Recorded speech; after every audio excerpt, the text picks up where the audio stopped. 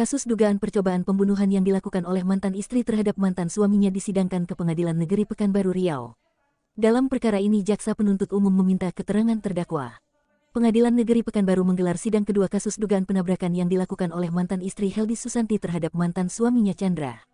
Sidang dipimpin oleh Ketua Majelis Hakim Hendah Karmila Dewi bersama dua hakim anggota dengan agenda mendengarkan keterangan terdakwa Heldi Susanti.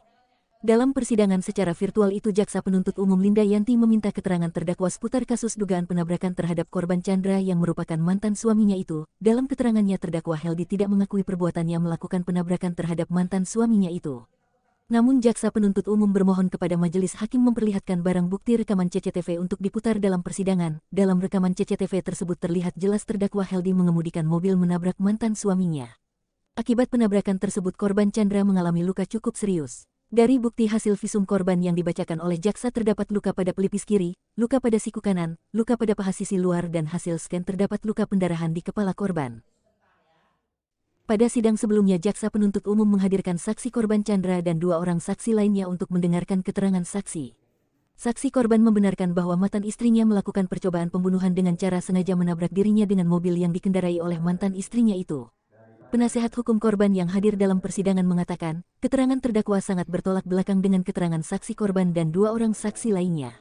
Namun setelah ditanyakan oleh jaksa penuntut umum, terdakwa pada akhirnya mengakui perbuatannya itu menabrak mantan suaminya. Sementara itu pada persidangan ini korban meminta keadilan dan berharap hakim memberikan hukuman yang sepatutnya kepada terdakwa Heldi Susanti. Demi anak, saya tidak mau jadi pertengkaran atau keributan atau mental anak ya karena. Keadilan di negeri ini, hukum sudah seperti bisa dibolak-balikkan faktanya. Wakil Tuhan di sini pun tidak seolah tidak mempunyai nurani lagi melihat kenyataan persidangan itu. Berarti setelah peristiwa itu tidak ada sama sekali permintaan maafan dari... Tidak ada. Ada satu kali dia membawa saya, Pak Pendeta yang mendamaikan waktu kita permasalahan di rumah tangga.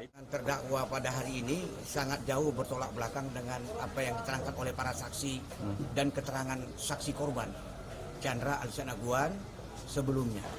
Sangat jauh bertolak belakang dan terkesan mengada-ngada dan dipaksakan. Ya. Karena keterangan seorang terdakwa itu kan memang tidak disumpah, ya, tidak dibawa sumpah.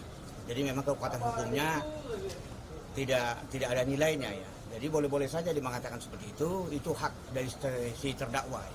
Dia katakan dia tidak punya niat, dia tidak punya niat menabrak. Tapi yang jelaskan itu kan, tapi pada akhirnya waktu ketika didesak oleh jaksa ditanyakan, pada akhirnya kan dia mengaku bahwa dia melihat terdakwa Chandra, korban Chandra berada di balik pagar dan dia tabrak dan kemudian si Chandra terbukti berdasarkan rekaman CCTV dan yang terungkap di persidangan tadi bahwa Chandra itu dia begitu ketabrak kemudian dia digilas pakai mobil, kemudian dia keluar dari balik pagar.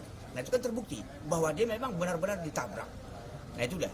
Tapi harapan kami dalam kapasitas sebagai kuasa hukum dari korban, kuasa hukum dari Chandra, kiranya putusan majelis hakim nanti dan tuntutan jaksa penuntut umum yaitu tuntutan maksimal. Atas perbuatannya, terdakwa diancam pasal 351 KUHP ayat 2 dengan ancaman hukuman maksimal 5 tahun penjara. Dari Pekanbaru Riau, FN Indonesia melaporkan.